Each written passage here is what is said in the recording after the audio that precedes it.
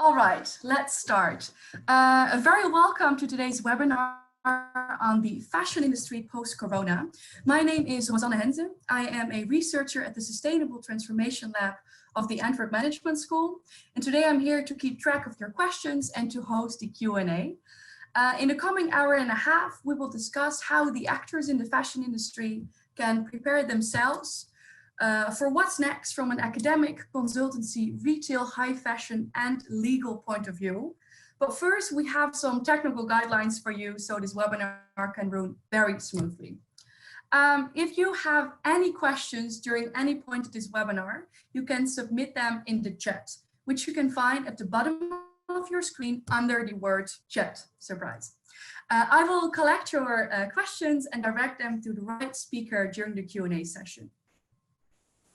A recorded version of this webinar will be available, and we make sure to send it to you afterwards.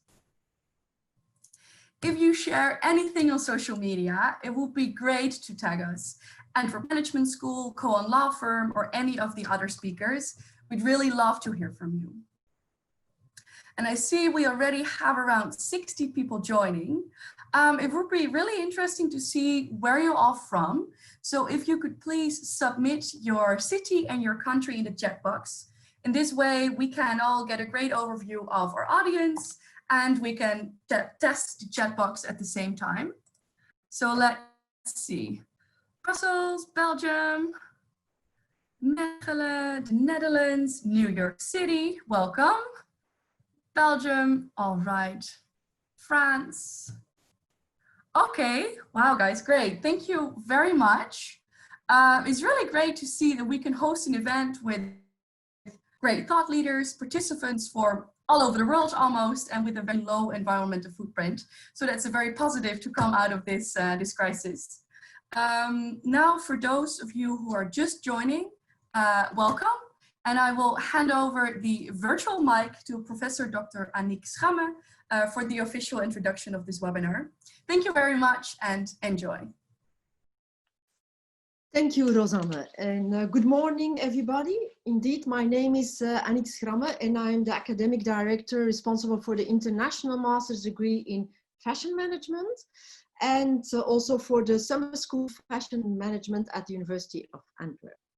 This webinar is an initiative of the Antwerp Management School in collaboration with Christine de Keersmaker from KOAN Law Firm.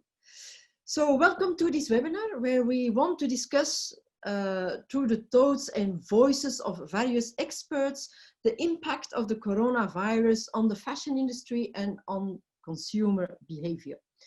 Already much has been written and said about the impact of the coronavirus, but still we don't know what will be the real impact of this crisis in the longer term.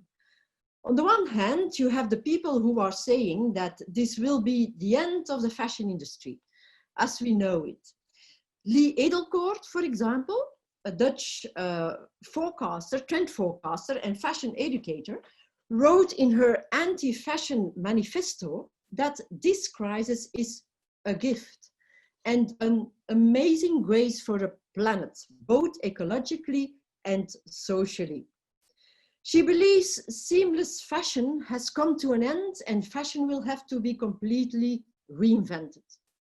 According to her, this new fashion system will be a dream for designers who will be free from the demands of making collections, 6 collections a year, and thus able to turn their focus and energies in new creativity.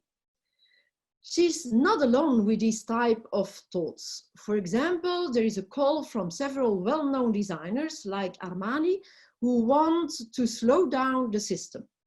The Antwerp designer Dries van Noten is leading a group of high-end designers who want to realign the fashion year back to real world seasons and stop early discounting. And Gucci decided this week not to continue to be involved in fashion weeks. So how will the industry react? Will they follow these or other initiatives to slow it down, or might it be the opposite? The world's leading luxury groups are hoping for revenge spending, or frenzied shopping by consumers who had been locked down at home. For example, the Hermes store in China generated a record of $2.7 million in their first day open following lockdown. Does this activity show the appetite of Chinese people after 2 months of lockdown to come back to stores and come back to their previous pattern of consumption? Said Louis Vuitton Chief Financial Officer Jean-Jacques Guillaume. In summary, we might observe 3 possible scenarios in the post-corona era. First, the bounce back of optimists who can't wait to get back to their consumerist ways. Secondly, the ones who think everything will recover to something similar to what it is now. However, it will take time and it will not be so good. And thirdly, the ones who are claiming that the model is broken and therefore we need something different. This is also what we want to discuss today, because how the future of fashion will look is still a big question mark. Something we know already for sure, and what was also predicted by Mc Kinsey, is that online shopping has been boosted and will be probably the new normal in the future. For physical retailers, it will be hard times because we don't know yet how the consumers will react on the longer term. We already know that the increased health monitoring by stores reminds people of the dangers of physical shopping and affects their shopping experience. Will this make them afraid to continue or slow it down? In these circumstances, how can you build trust and bring people back to the physical store? Maybe not anymore as a place to sell, but at least as a place to meet, to feel, and to enjoy. Will the gap become bigger between the rich people, who will be served in these shops in a very exclusive way, from the mass, who will also be looking for even cheaper clothes? And finally, what are the legal issues and consequences of this boost in online selling and buying? All these questions will be discussed by our very interesting panel today. And we are very grateful that they have found the time to join us today and share with us their thoughts and experiences. First, Richard Valoff will present to you some possible scenarios for the future. He works for Mc Kinsey, the company who, in conjunction with Business of Fashion, produce the very influential annual State of Fashion reports. Then Bart Klaas, CEO from the Flemish retailer GBC, will explain how his company reacted already on the crisis and how they try to find innovative and creative ways to respond. Following that, Anne Chappell, the CEO and partner of BVBA 32, will give her view on the situation now and in the future on the fashion industry. And finally, Christine de Keersmaker with Katrien Maris from KOAN, they will explain some of the legal issues that are related to e-commerce and online shopping. The intangible value of fashion labels is becoming increasingly important for fashion brands. But what are the legal implications? Following the panel discussion, you will get the opportunity to ask questions. And Rosanna, she did the introduction from our management school, will explain to you how you can submit your comments, but she did it already, and how she will collect and moderate the Q&A. So she did it already, as I said. So let's start immediately with the panel. So the first speaker of today is Richard Valoff, partner at Mc Kinsey. Thank you. Thank you so much, Professor Dr. Annick Schramme. Great to be here. Thank you for having me. So Richard Valoff, partner with Mc Kinsey, leading a lot of our work in apparel and fashion and the broader consumer agenda in Europe.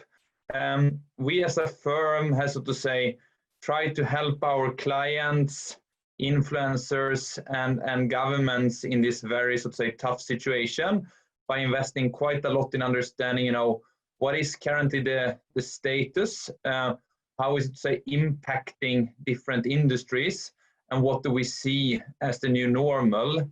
And we thought about today sharing a bit on how we think about this from an apparel, fashion, luxury perspective. Please shoot any questions, we'll pick them up in the end of this presentation. Good. So, I mean, how we have embarked on this from a global perspective has been to think through really what is now going to happen on the totality and across markets and across different industries. And for our help to guide our thinking, we quite early then developed different scenarios on the overall economic impact. And for us, the key two drivers of this has really been, so to say, on the one hand, what is the spread of the virus and the overall public health response? So how does the interventions from government and the social distancing steer and control the virus? And on the other hand, thinking through what is then the knock-on effects in terms of economy implications, and what's the effectiveness of the economic policy responses.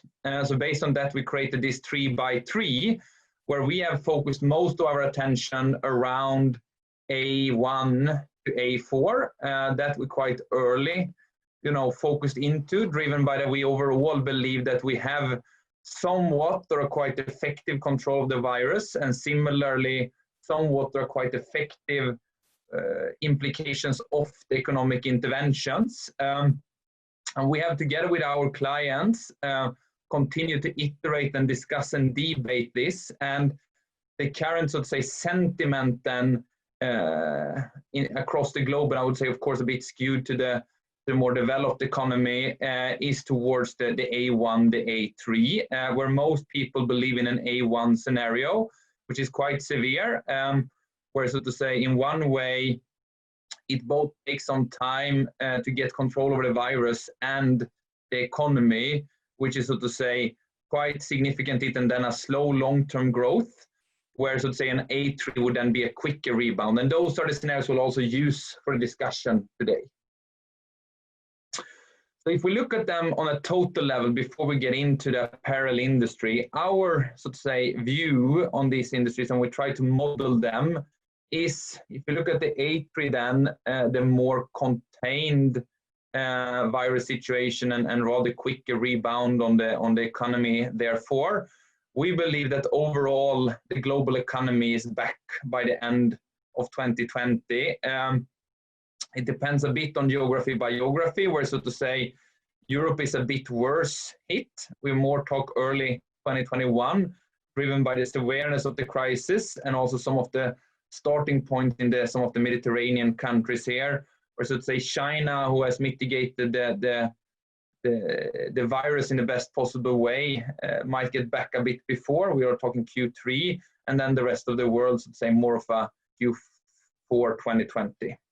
I mean, if you then talk about the A1, where the virus is more difficult to get hands around, we foresee a much longer time to return to pre-crisis level, and more talking about early 2023 or late 2022 for a global perspective. Europe, even, so to say, in the end or second half at least of 2023, and we're talking about the GDP drop of around 10% for 2020, which I think is very much where we are at now. It's quite severe if you look across industries and European market, right?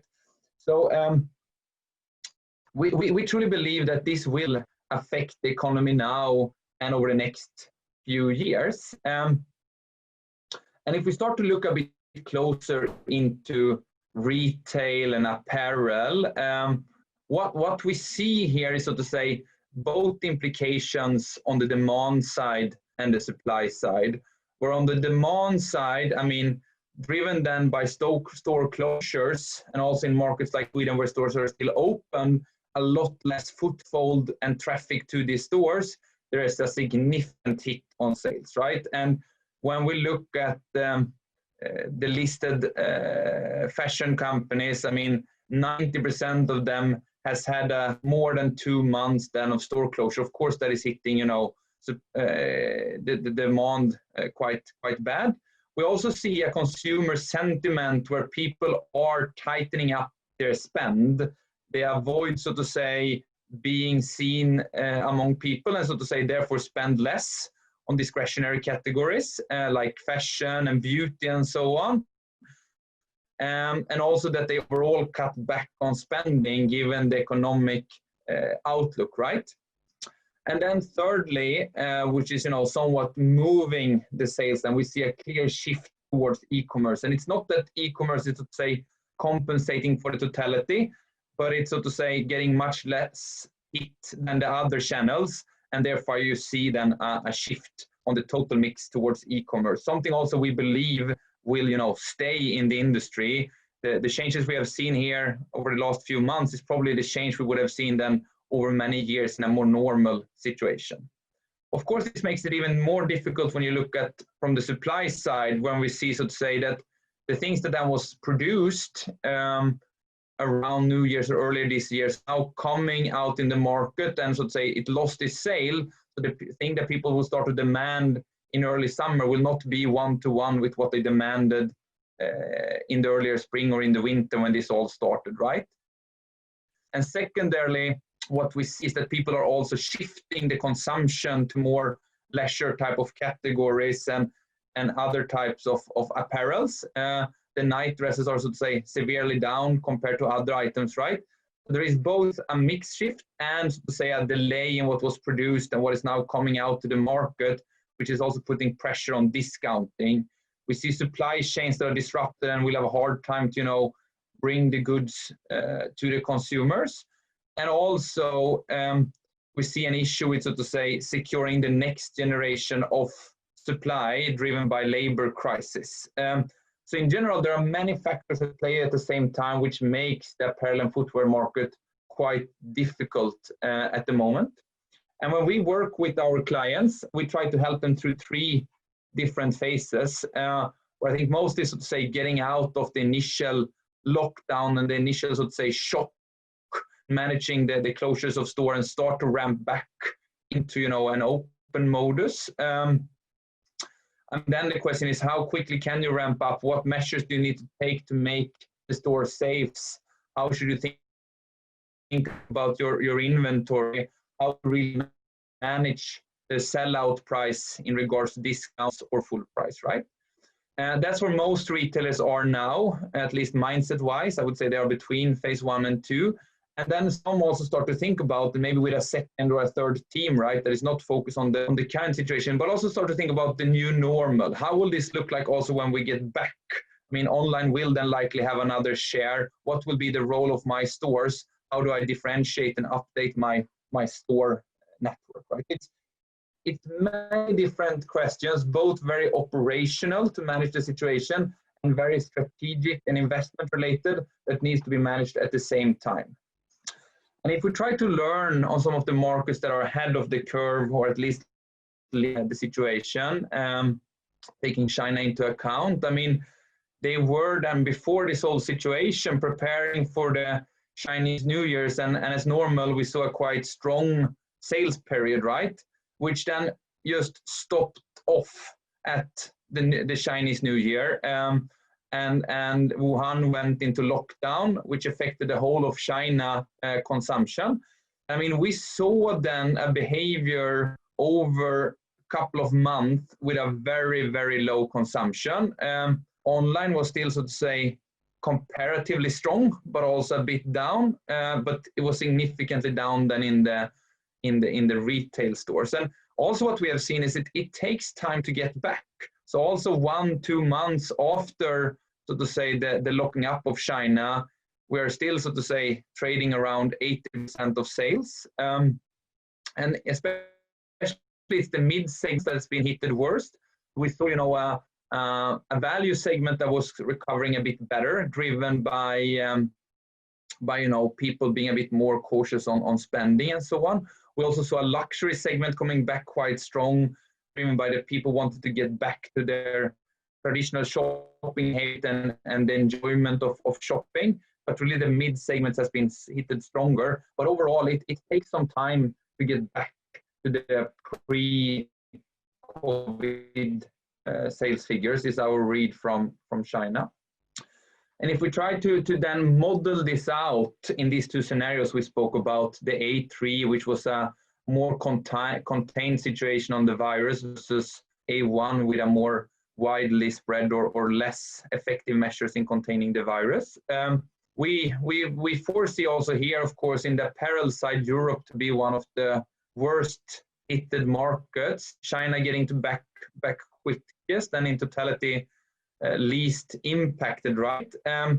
Where we would believe that, so to say, getting back is somewhere around early 2021 in the more contained situation, and it might take up until 2022, 2023. If you talk then the A1 scenario, we talk Q3 2022 for the global figures. Maybe more Europe is 1 year later on Q3 2023. And if we compare overall, so to say, sales 2020 versus 19, we're talking about the Europe that is down 35-40% in the A3 scenario, up to 50% in the A1. So quite significant lower sales. We believe that to be back to normal in 21 for the A3 scenarios. Meanwhile, still roughly 20% behind in the A1 scenario. Similar numbers, I would say, for the US, China a bit stronger, right? But a very severe situation for the industry on a global level, driven by both, so to say, the less traffic and the less people out on the street and stores open, driven by less of events where you are, so to say, bring your clothes, more working from home type of situation that would probably also drag out in an A1 scenario, and also, so to say, the economic uncertainty combined with that. And we have modeled this market by market, and I mean, in general, we foresee Italy and Spain to be a bit more severe, but in general, quite challenging across the European markets.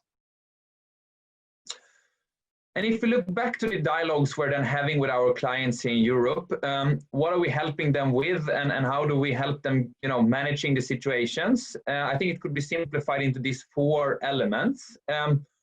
One thing we're helping them is to really get onto the digital horse. I mean, many companies has been working on this for many years, but there is clearly, a big delta between many of the incumbents and the true native digitals. So what we try to do here is to make sure to really, get their online performance up to speed, making sure to play across all channels, getting attention in the social channels, driving out sales both on the own brand.com and on marketplaces, and making sure to tie all this together on the brand.com backbone, right? Optimizing digital marketing and how to do personalized discussions with the consumers. Another area where we really need to, make sure we take the right decisions are on the pricing and on the discounting side, where, so to say, important decisions now in terms of delaying certain apparel items for next year's, selling something out, staying on the pricing levels and so on. I mean, there is a clear excess inventory now from this spring, summer. We're talking maybe around 40 billion euros of value that needs to be, funneled out to the market in one way or another. Very important decisions that will, so to say, decide many of these companies, so to say, future in terms of profitability and survival even. Of course, this leads to a lot of discussions on the cost structure. So how do we, so to say, adjust our operations to work in this situation, but also managing the more long-term cutback on discretionary spending and the more long-term way of doing sales in this industry in the future, where more than 70% of the consumers in Europe are arguing that they will have, at least or more than 2 months impact on their spend driven by the situation. And also what we see, so to say, is you really need to think through, where you produce and how to bring it home, where we see that top apparel countries globally are heavily impacted by the situation, which is also affecting, the ability to get the next season items to our warehouses and to our stores. I think the key theme here is really digitalization, where also before the COVID situation, we saw that the top online performers are really outperforming their peers. We use here the word TRS, Total Return to Shareholder Index, where we see that, so to say, it was more of a similar picture 2012 to 16. Digital was something, but it was, so to say, not the single most important driver. If we look at the delta that has been, so to say, achieved over the last 2 years, we would say, so to say, a 70% value creation difference to the shareholders for being a top digital player in this field. So really now seeing the value and taking the opportunity of digitalizing and assuring that we have the right structure for the future is clearly something we believe in.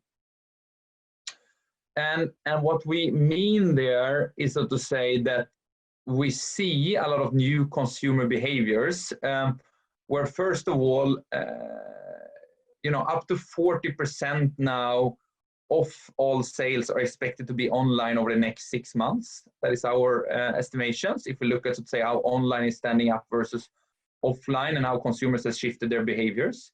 What we also see is that, of course, people shopping online before are staying and are intensifying their shopping, but we also see that a lot of the shoppers are new users. So, this situation and crisis has really moved people to start to use online in a new way, and we expect them also to be around in online going forward.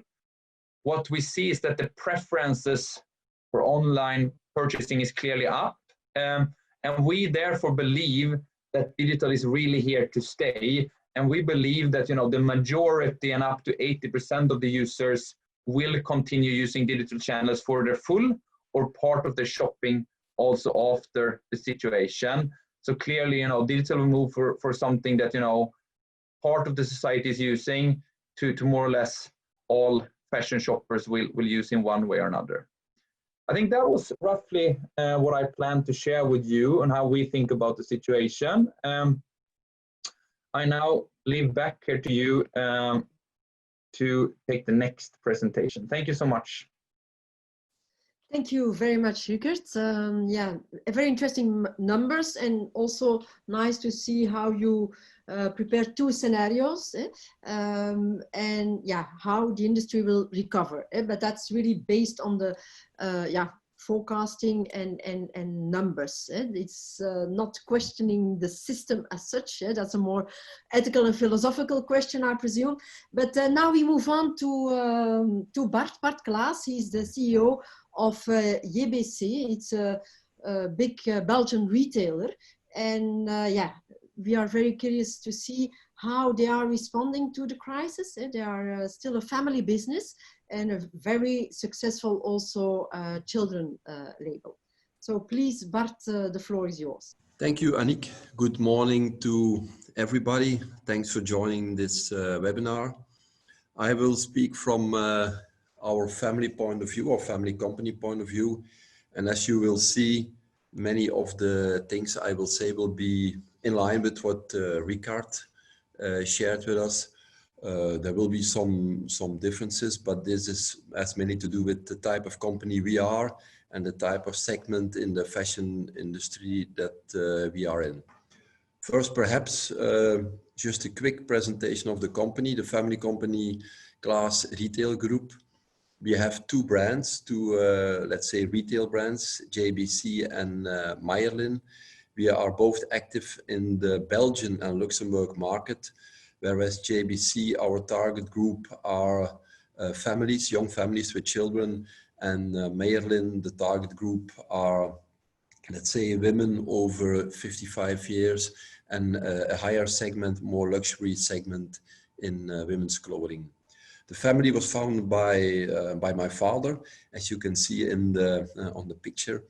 And together I run the company with my sister now for 35 years, and we compare ourselves a little bit to the yin and yang balance. I will mainly talk about JBC.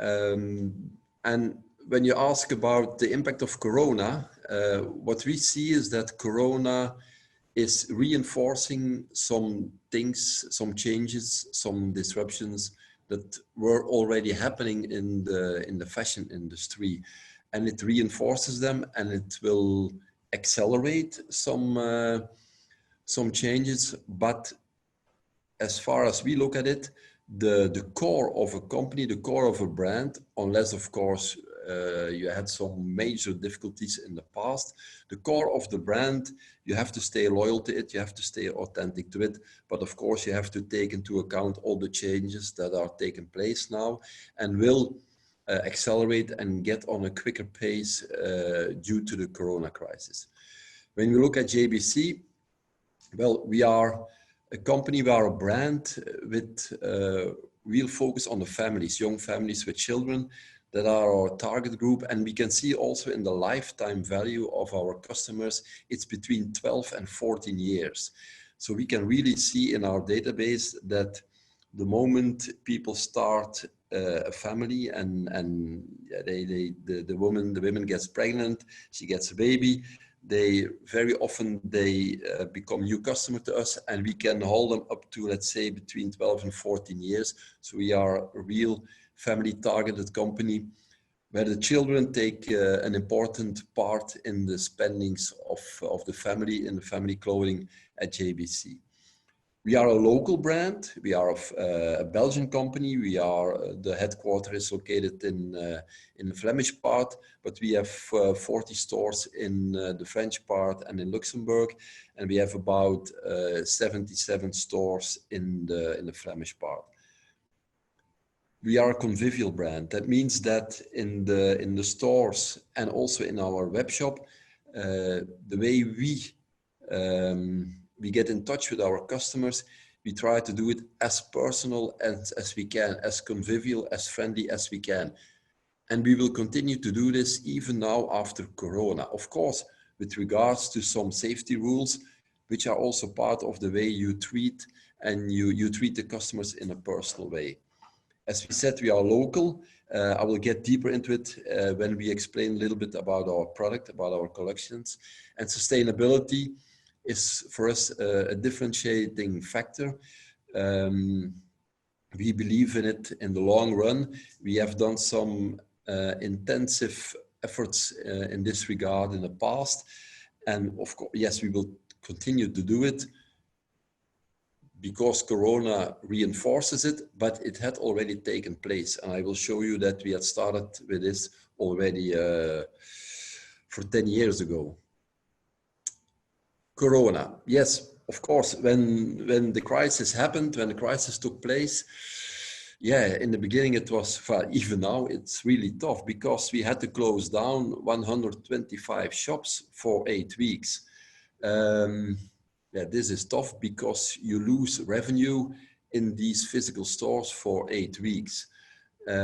Furthermore, and this is typical for the fashion industry, we have a product that gets a lesser value every month you continue in the life cycle of the product. Let me explain it a little bit. When we closed the stores in the beginning of March, there were spring collections in store. Let's say there were pullovers, long sleeves, shirts, trousers. When we reopened the stores on the 11th of May, yeah, and you see the weather outside now, it's more than 20 degrees. People don't ask for pullovers and shirts with long sleeves. They ask for t-shirts, they ask for Bermudas. So this means that the product we had when the stores closed, they now have a lesser value. We don't get the same sale price as we could have gotten in the period of March and beginning of April. So this makes the things more, more heavy and more critical. The stores closed down. Luckily enough, in Belgium, we have a system of technically unemployment, and that means that all the people who work in stores, yes, we could rely on this aspect and ask these people to stay at home and put them on technically unemployment. But we also had to do it with some people in the head office because revenues stopped at that moment. So we had to calculate for the upcoming weeks and upcoming months. And in the beginning, we had no idea when the stores could reopen. There was no fixed date. So we had to do all calculations. What can we do with the people in the head office? We have about 225 people in the head office. So how many people can we employ, or can we also use the technically unemployment? When we talk about the collections, the product, yes, we had paid all the invoices of the collections that were in the stores beginning of March. New collections were coming in, new collections for summer that we will be able to sell in the period of May, June, July. And we have to pay these invoices too, but we don't get the revenue from the sales in March and April.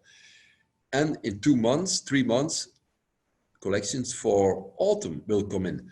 So yes, every retailer has to make an appeal to the banks to get a bridging of loans so that you can pay the upcoming invoices, mainly from the suppliers with the new collection, because the product that a consumer seeks in spring is not the same as the consumer seeks in summer, or that the consumer seeks in the autumn season. I agree totally with Rickard.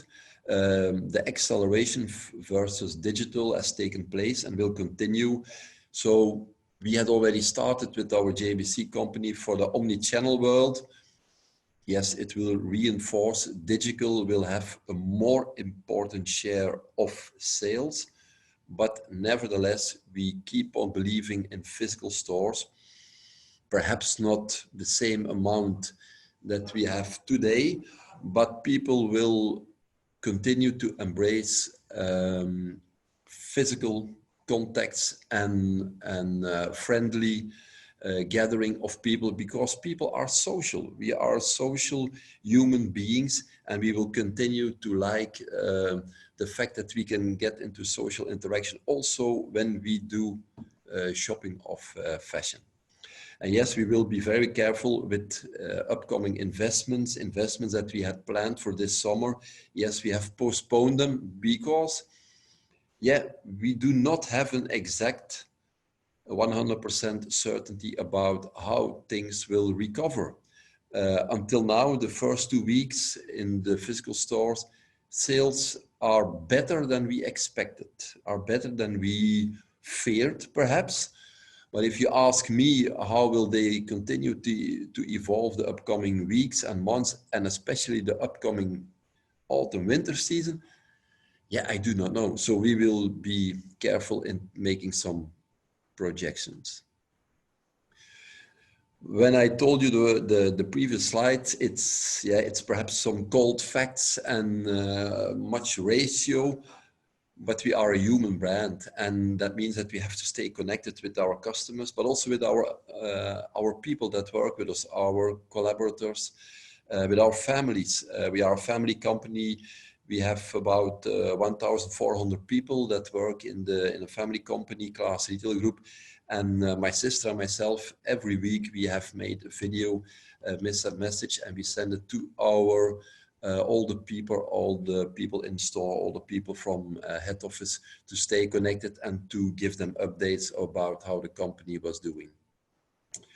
Startup, safety first in stores, safety rules, safety first. We had 5 basic rules, 5, let's say, basic FIST rules about safety, social distancing. And well, you know, I have to be, yeah, I'm really proud about our people who work in stores, the way they managed it, but also about our customers. I see a lot of responsibility with our customers, people in Belgium, Belgian families. They know how important safety is and what they have to take into account. So it went really well. Yeah. Like I said, some changes, some disruptions that had already started. Corona will reinforce them. And that's why I will get now deeper into the core soul of JBC. Yes, we continue to believe in the Belgian look, in the Belgian design. We are a local brand, and all our collections are designed in-house, and we continue to believe in that. We are the local hero, and we can continue to be the local hero. We think that in this global world of fashion, there will also be an important, let's say, space for a local brand that has the best sensitivity of the taste of the Belgian young families with children. That's why we have some partnerships with local brands. You see them here: Atelier Bruxelles, Hampton Base for children. Negen Dust is a very local brand in the city of Ghent. We continue to work on the local sustainable partnerships. We are already partnered with Studio 100 for 28 years. Let's say it's a local Disney company, and we will continue our collaboration. We believe in it, that it will, perhaps it will even get more important in this global world. Well, people know also that in difficult times, in times of crisis, that you can rely on the people next door and on your family. Yeah? And we will continue to work on these long-term partnerships. Innovation, yes, we will keep on innovating. Like I said, it's an omni-channel world. The customer, he shops, he inspires online, he shops online, shops offline, he shops offline what he or she has seen on our website online. This will continue, and this will now will be reinforced, and we will continue to put emphasis on that. And yes, we see also that in the last 2 weeks, when our physical stores had reopened, that online sales have continued to grow. The last 3 weeks, we also had 3 times more online sales than last year, even though when the physical stores were open. So the way to omni-channel will continue to go on. Children are very important for us, and that's why, and it was pre-corona, because normally the opening of our children's store, which is called JBC KD, the opening of the store was planned end of March in the city of Hasselt. Due to corona, it has been postponed until the 11th of May. And it's a test, it's an important, significant test. It's a children's store, and the uniqueness is about the fact that we have designed this store by interviewing children between 7 and 14 years old. And we have asked them what they like when they want to go or have to go to a physical clothing store with their parents. So it's a store from children for children. And that's the uniqueness of this fact, and that's why we dare to say that perhaps it's the nicest children's store most beautiful children or kids store in Belgium. Children rule in this store. Sustainability, we believe in sustainability. We also get some recognitions for it. My sister won about, I think now a year ago, she has won the award of CSR Professional of the Year in Belgium in February 2019, and it's because we have taken lots of initiatives. We have signed the Accord membership with our suppliers in Bangladesh. We were the first Belgian retailer to sign this accord. We have in collaboration now for many years with the Fair Wear Foundation. So this means that we allow and we encourage external parties to do a double check of the factories that we work in with worldwide, whether the factories are in Turkey or in Italy or in Lithuania or in the Far East, China, Bangladesh. We want to be respectful to the conditions of the employers and to the environment, and that's why we ask a double check. We check it ourselves, but we ask a double check from an independent company, which is Fair Wear. Sorry, Bart, that I interrupt, but it's my role to keep the time as well. Okay. And there are still some other speakers, so it would be nice if you could make a roundup. Thank you. I will do. Okay. On product innovation, this is a product of sustainable jeans, which is made 100% of recycled denim. And then I think I will skip the film from our bag. We have a bag made also from recycled fibers. I will skip it also. Personal note, yeah, I think you have to learn a lifelong. So that's why I'm a member now for 14 years of a council of 6 CEOs, and we share thoughts and insights from a human standpoint of view, business standpoint of view, let's say everything. Thanks very much. Okay, thank you, Bart. And yeah, sorry that I pushed you a bit at the end, but yeah, it's very interesting to see how you, as a family, a company, and as mainly focused on the local market, that you succeed. It's a bit early to assess it already, probably, but how you can respond quite quickly and emphasize this personal link with your customers. The contrast is quite big, I think, with our next speaker, Anne Chapelle. She's one of the most well-known fashion leaders in Belgium, and she's already leading the company BVBA 32 that represents Anne de Meulemeester and Heider Ackerman on a global level. So she has really this international perspective. So we are very curious to hear what is your opinion about the future of fashion and how you will react as a company on these disruptive times. Thank you, Annick. Thank you, everybody, for joining. Yes, I listened to the very interesting meeting of Ricard and Bart. But as you say, we have a little bit a different point of view. For me, Corona has been a blessing and a curse. Curse, of course, for the retails, what you all talk about, but a blessing for us, which is the designer part and the constructive part. So in that way, I can only talk about the wholesale, so the building up of the product that afterwards you all buy and sell, but retailing is not my biggest know-how. Of course, we care and we look at it, and we are as well a little bit frightened, but we don't have a crystal ball, as I told you already last week. We don't know how to look at the things very clearly. We can only make up our mind and express what we want to do, and then see if indeed globally all those companies can join together and have a kind of voice. Let me go over my slide, and now I need help to, sorry.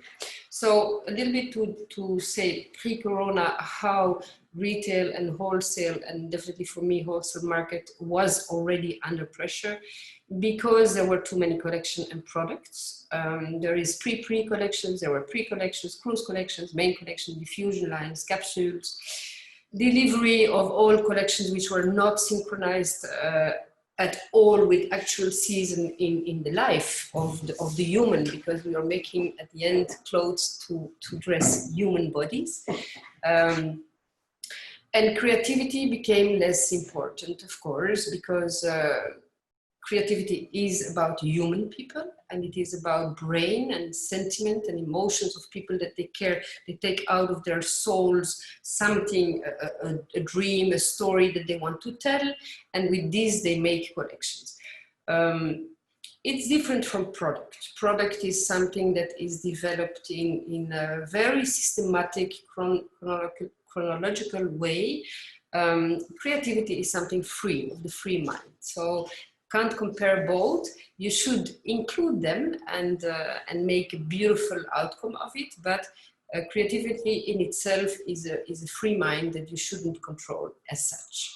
And the whole system of the world and fashion is actually pressing the creativity to a kind of system which is not belonging to creativity.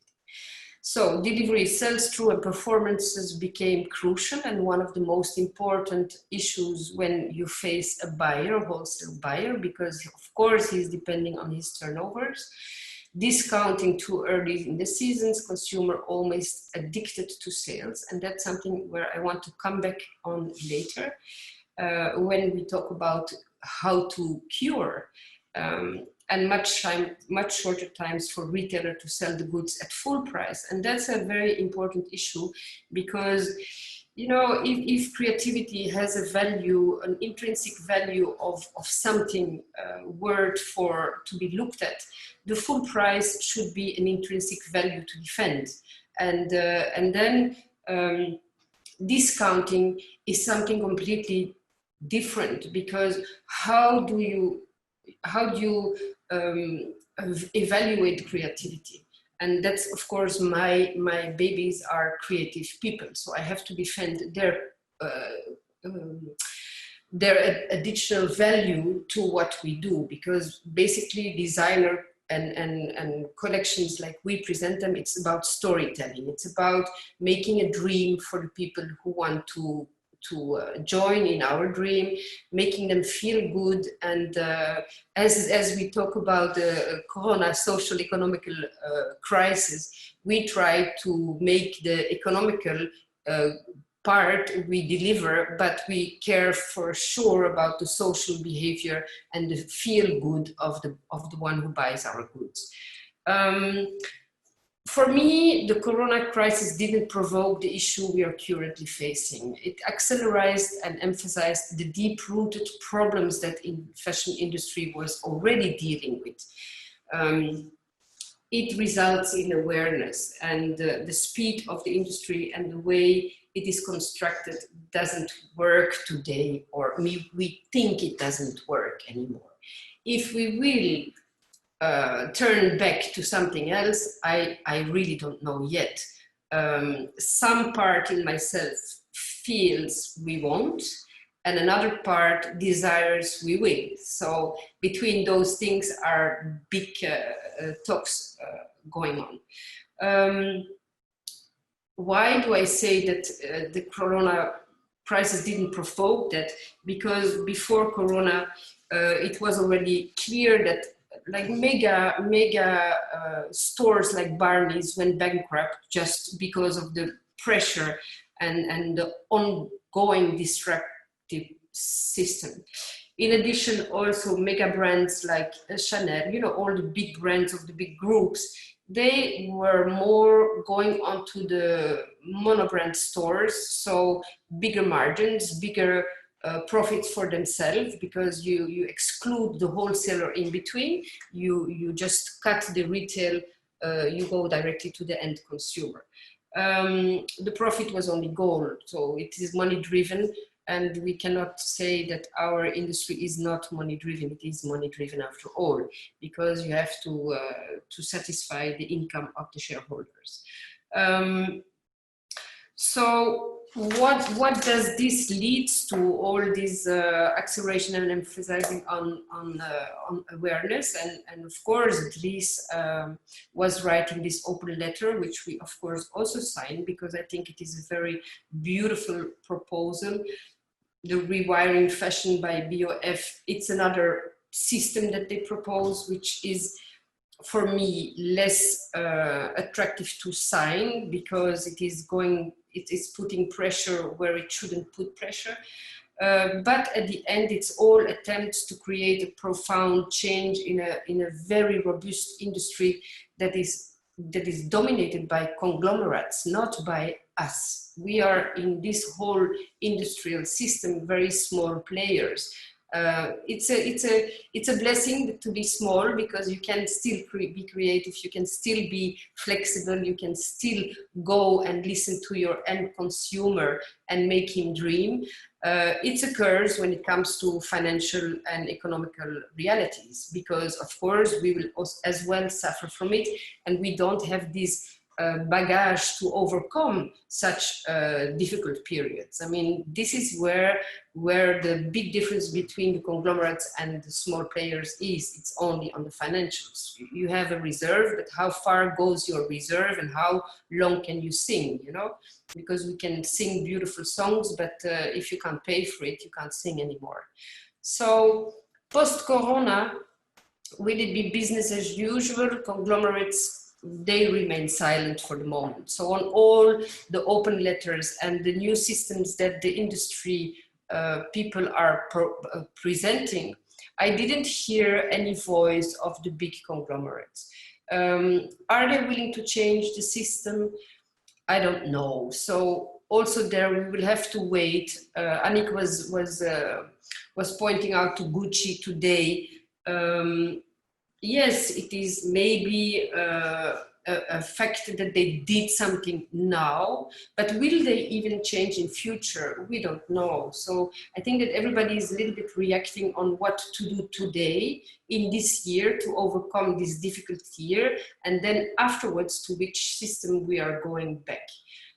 We all as well, we would love to go with the seasons, you know, we would love to go with winter in winter and summer in summer, but this is utopia if the consumer is not willing to wait. So what I say in the last part, and then it is open to questions, is we would have to re-educate the consumer. The fashion industry can change only if the consumer is willing to change.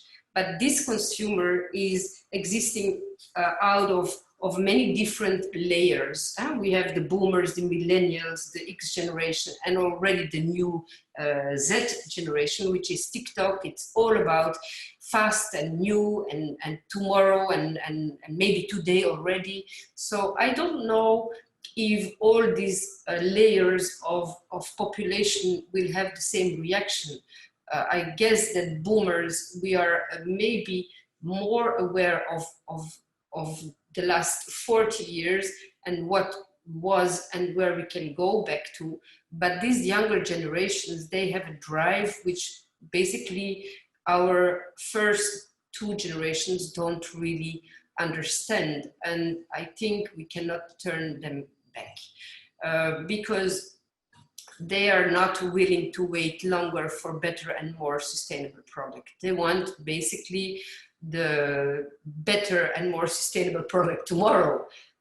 We all become like bol.com, you know, it's, I don't know in other countries how it is called, but it is, I order and I'm delivered tomorrow. So, but then it has to be perfect, good quality, low price, and a sustainable product. It doesn't match together. So I am more the one to put question marks.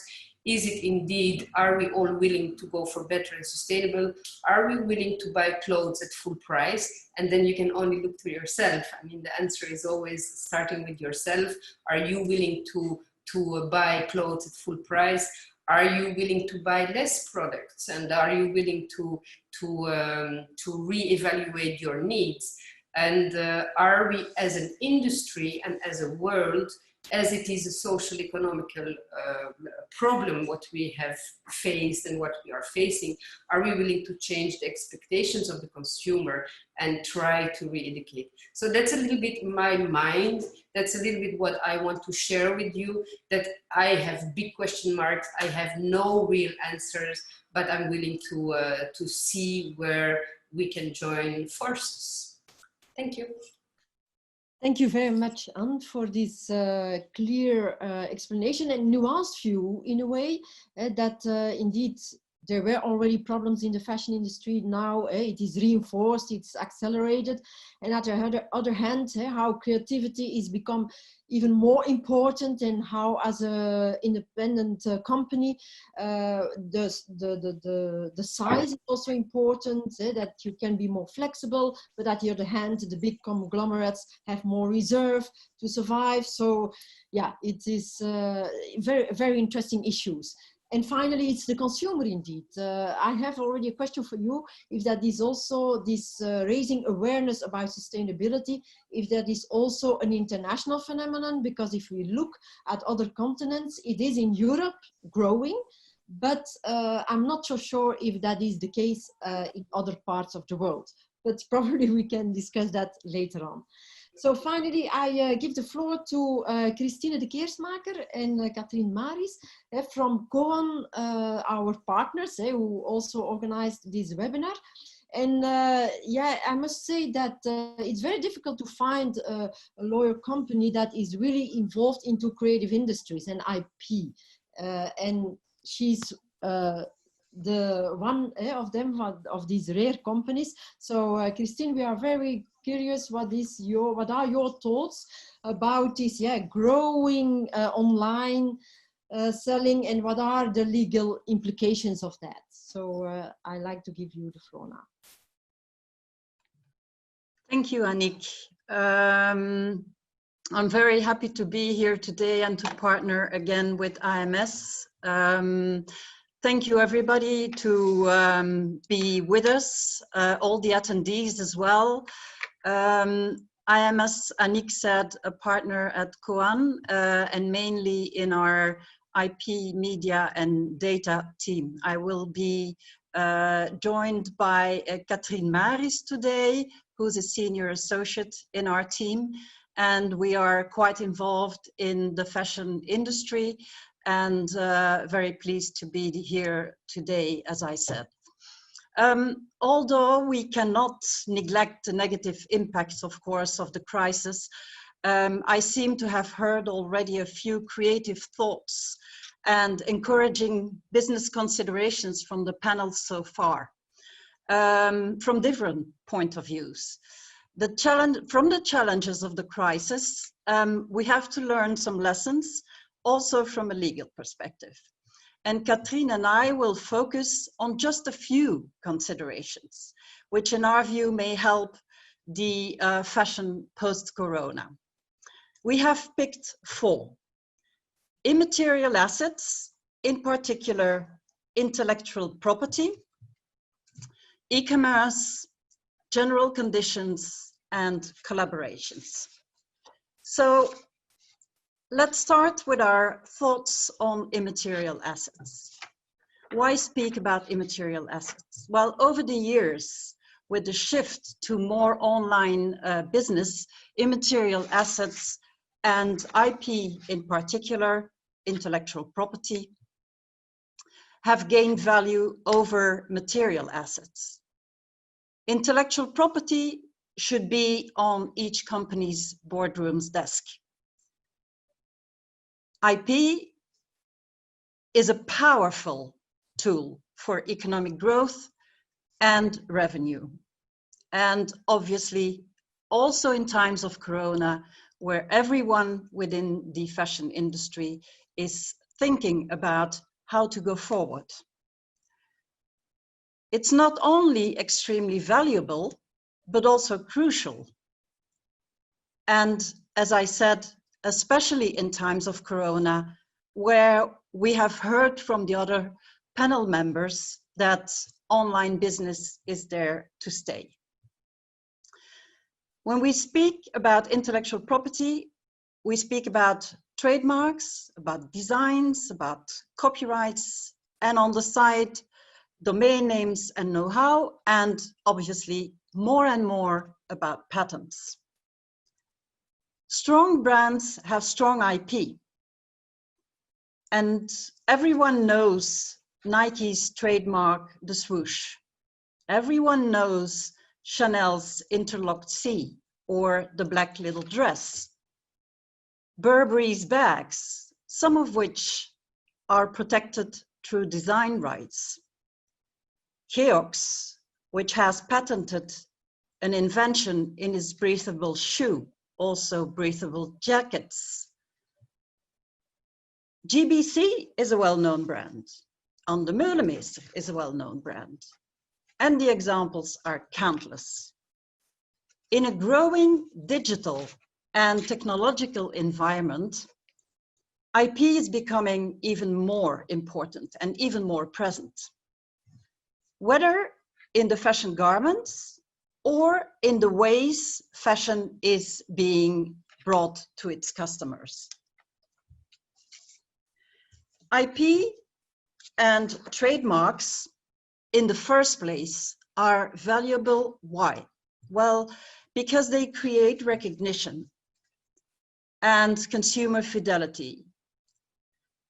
They create exclusivity and ownership, and thus prevent competitors from infringing that exclusivity. They create profit because they can be licensed and they can be sold. They create potential interest from investors. So they create value. So what is our advice with regards to IP? Well, audit your IP. Know what you own. What are your risks? What are your opportunities? Then second, decide upon a strategy. What will you do? Uncover the potential of your business, national and international. Third, protect your IP.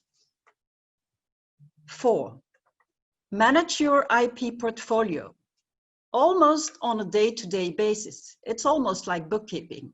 It's there to stay, it doesn't go away. Exploit your IP, because without exploitation, there's no sense in protection. And if there's no exploitation, there is no revenue, there's no return on investment. And then last but not least, if necessary, enforce your IP. Do something at least.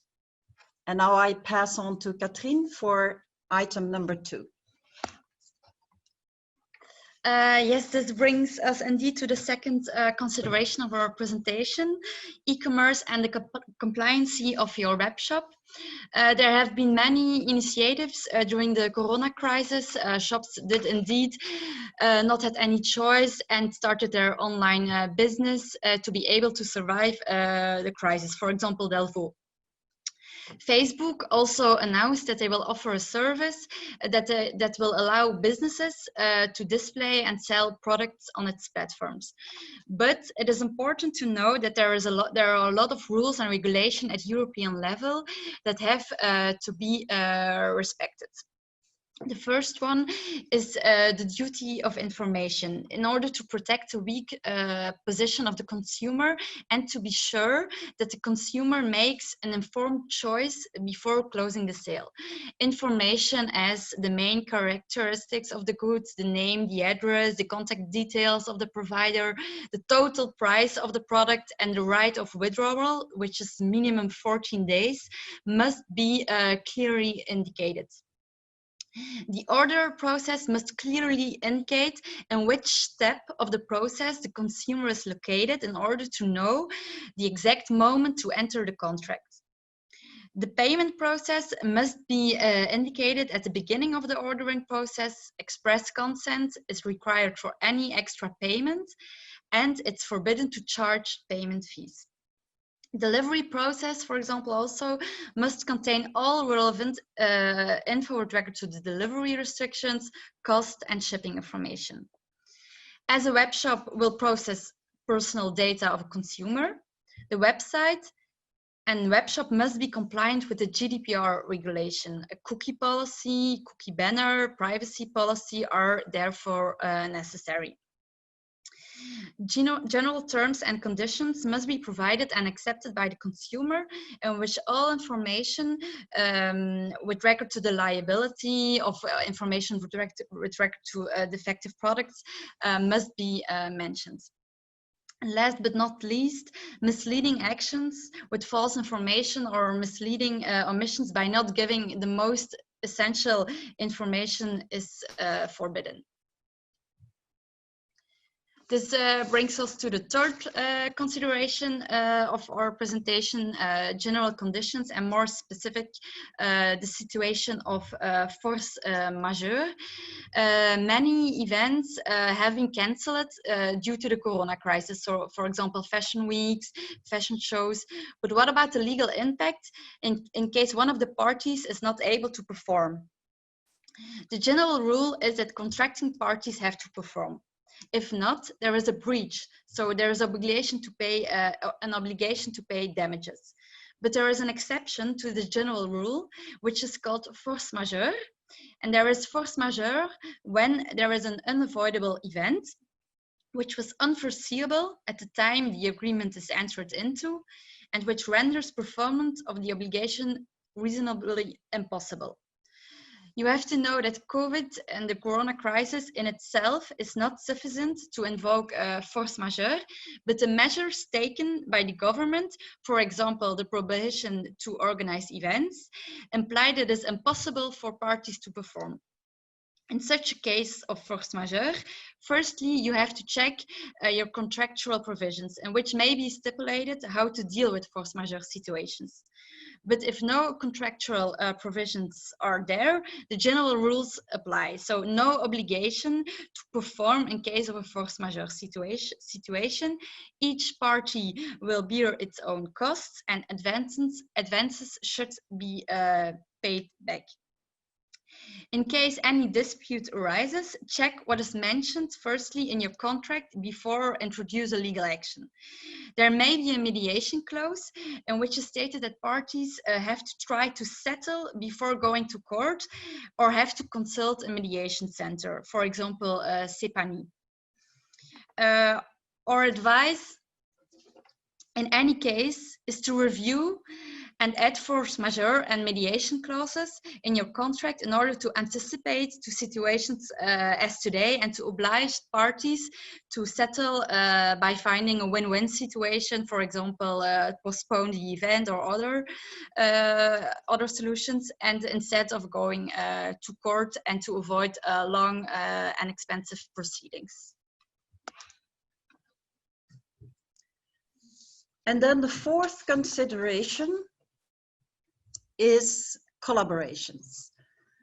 We've heard from the previous panelists that collaborating even in times of Corona or even more in times of Corona is really important. Collaborations means agreements.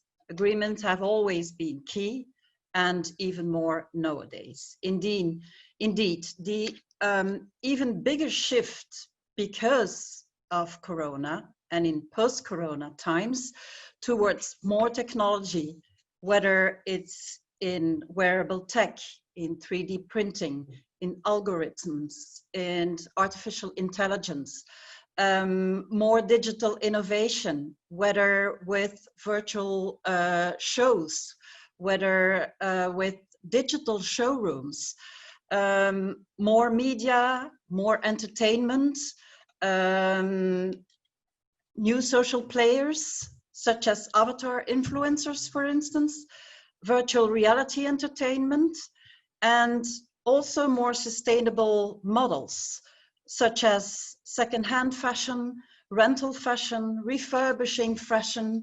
All these will ask for more and more collaborations, involving more parties, getting more complex, involving more intellectual property. And as I said in the beginning, more and more patents and know-how, which in fashion had not been the case until now, or less the case. Co- and cross-licensing, co-branding, balancing rights and obligations.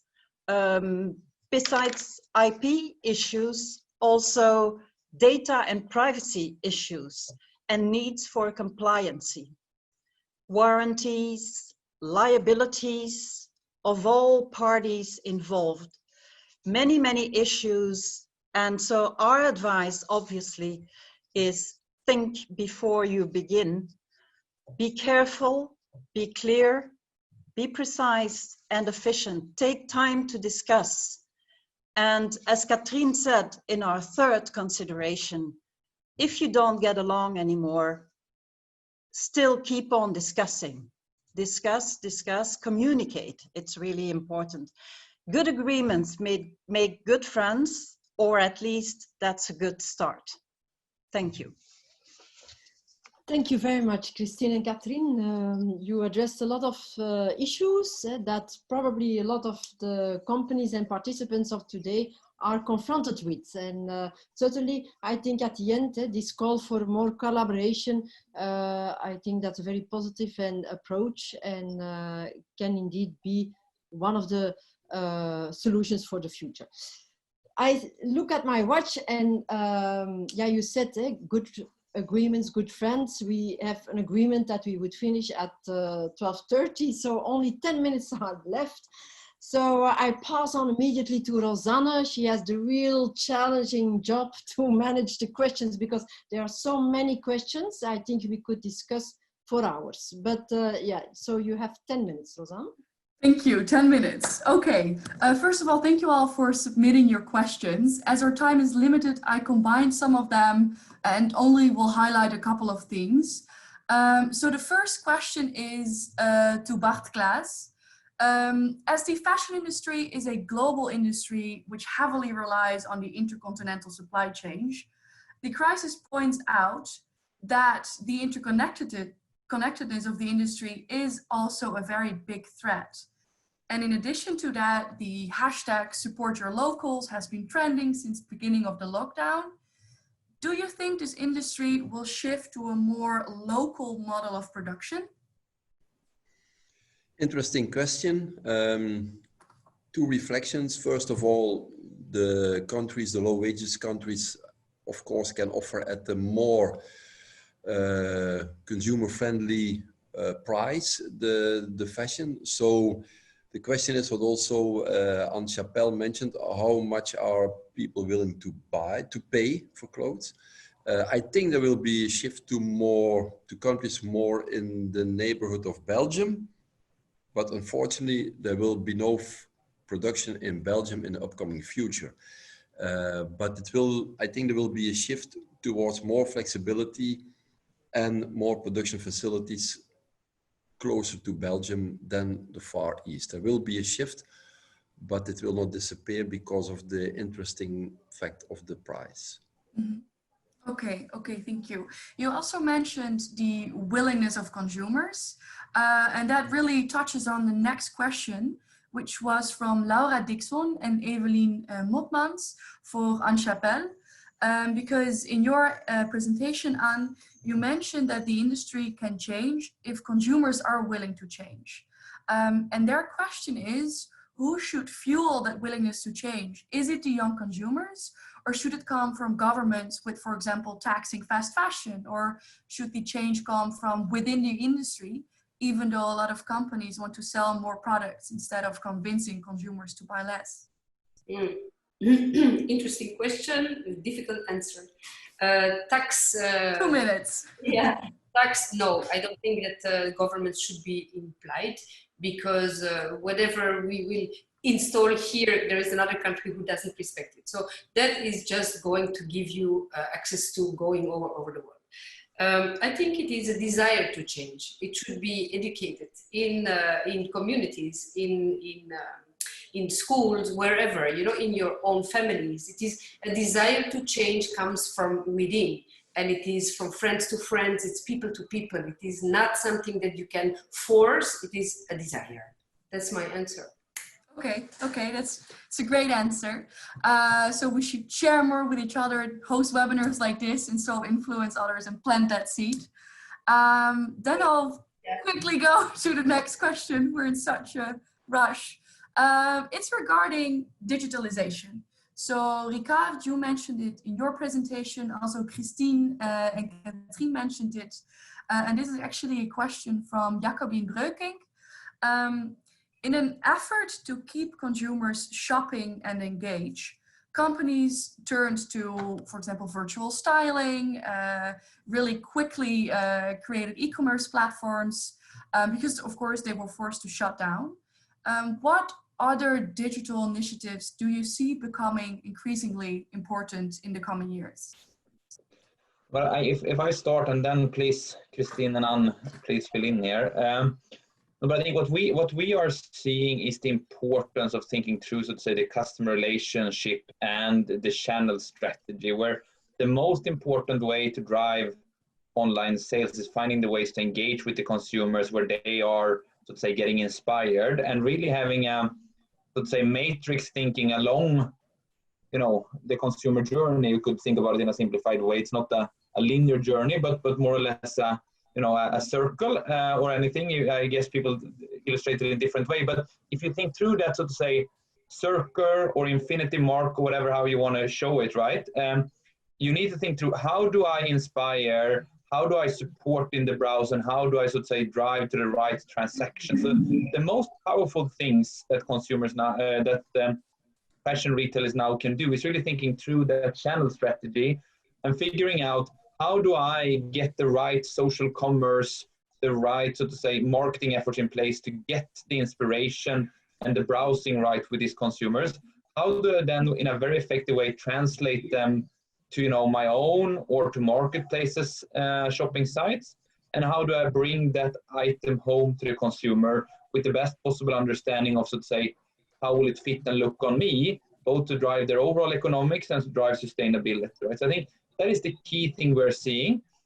We are seeing digital tools, you know, that support, such as, you know, style selectors, what would fit for me given everything else I've ordered. We are working with clients on, say, wardrobe, digital wardrobe solutions and so on. But I mean, the key here really is to engage in the customer's, let's say, thinking flow and mindset journey. And then I think digital tools and apps around it can support it, but they will only be the supporting tools rather than the key decision maker.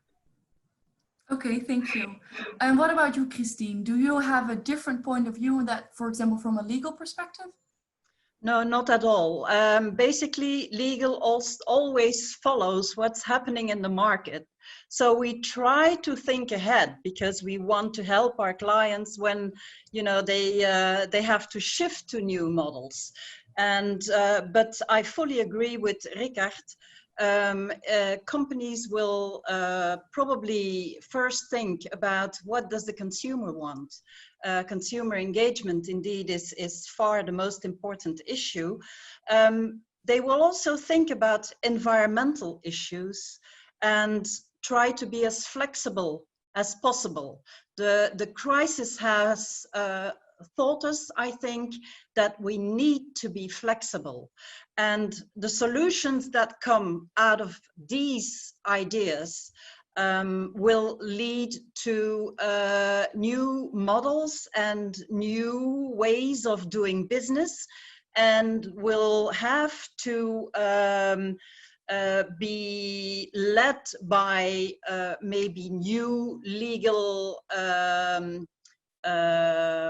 positions. As I said, I think just more parties involved, because I believe there will be more communication, there will be a need for more communication, and especially we will see fashion, the more traditional fashion businesses get together, obviously, with technology. Tech businesses, digital innovators, and whether it's about wearable tech and being able to communicate with whoever through your t-shirt, or 3D printing locally to avoid to have to produce in some other faraway country. All these principles will, again, as I said, I believe lead to more communication, more IP, and which will have to be legally put in another, probably more complicated framework. One thing which we haven't spoken much about, but which will be key, I believe, from a legal point of view, is data. Data is the next gold. It's going to be all over the place. So it's absolutely a priority for any business in the future. Thank you. Maybe we should host an extra webinar on that topic, because I think we have a lot to say about that. I think we have time for one last question. I gathered a lot of questions in one, so I try to do it specifically. So, for example, the Global Fashion Agenda said that consumer interest recent years was really focused on transparency, sustainability, traceability, and now during this crisis, it really highlights the importance of that. And do you think this crisis is an opportunity to radically rethink the industry? Some of you already answered with a yes. However, if we look at, for example, Chinese consumers now, I think Aniek mentioned in the beginning, one of the higher fashion brands, they really boomed their sales in the first week or the first month after opening. That is a contradiction to the rethinking of the model that we have. How do you see this? Can we look at China as an example, or should we create our own example or in our own path? Sorry, could you just repeat the question? Sorry, I didn't fully get it. Sorry for that. Okay, so the focus was on consumer focus is on sustainability, transparency, traceability, and that's really highlighted in his crisis. However, after the stores are opened in China, we really see a mass shopping going on. Aniek mentioned that one of the luxury stores had a really big increase in sales, and that contradicts that consumer focus, which is highlighted in this crisis. How do you see that continuing? But I think there are many different consumers on this globe, right? And that are, so to say, driven by different values and are in different situations and have, so to say, different thinking. I think, as you were saying, yes, we saw a very strong pickup in the luxury stores in China, and it just indicates one type of consumer behavior, which I don't think represents all consumers, but those people who really shop for, so to say, satisfaction, engagement, and that needs to have the latest, right? I think there are certain slivers like that, and that was just very clear in China as they came back. I think in all our consumer research we are doing, we see a new consumer being part of this world. We call it the millennial effect, right? We could clearly see that those people, you know, born in the from 85 and to the 2000s, right, that we call the millennials, they have roughly 3 times as high aspiration as the baby boomers to, you know, choose a local brand that stands for something that has a meaning, and they're willing to pay additional for that. So our say view on the world is that we're moving in that direction that also Anne Chabelle was describing, as would say, we need to take responsibility. That is a natural thing for the younger and our generation. And we truly believe in that and see that being manifested by consumers. And that's why when we look, so to say, not only in apparel, but across consumer brands, I mean, almost all growth in consumer products are getting, so to say, dedicated or won by brands that stands for something. And I mean, that's also why, for instance, Patagonia, I don't know how many of you who relate to that brand specifically, but if you take that product, I mean, with their brand, their commercial coming out and saying, if you do, you know, please don't buy this jacket, right? And all people running for that jacket. So we truly believe in a movement on the consumers that is more responsible. And yes, there are still consumers out there who want to shop maniac, but on the totality, there is a movement that we believe in going forward. Okay, thank you. Aniek and Christine, do you have any final remarks? Because it's already 12:30. Yes. So we have to start finishing. Yeah, you have to keep the time. Yes, maybe a last comment also about the consumer. Of course, you can have these trends, but at the end, the consumer doesn't exist. There are differences between countries, between continents, between segments. And so therefore, yeah, the sector is so diverse.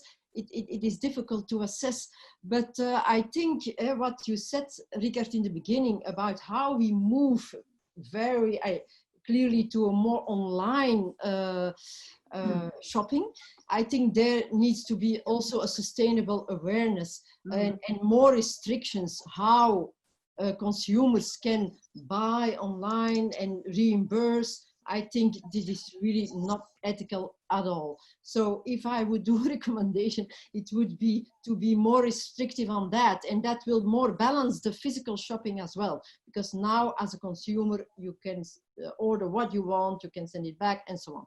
So that's my personal comment. And yes, I want to thank everybody, and in the first place, the panel and the participants. But as I promised, I give you, Christine, the last words. Thank you, Aniek. Well, as I take the words of Winston Churchill and say, never waste a good crisis. I think we've learned today, and discussions are there to bring new ideas and to move on. In challenging times, one must question the reality. search for answers and solutions. It's our task. And these may well be found in unusual situations, unusual compasses.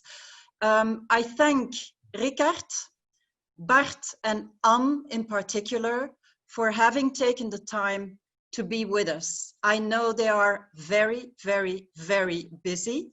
And we really, really appreciate AMS is, as you know, with the programs that Aniek mentioned, the summer school and the master in international fashion management, doing a lot, I think, for the sector, the industry.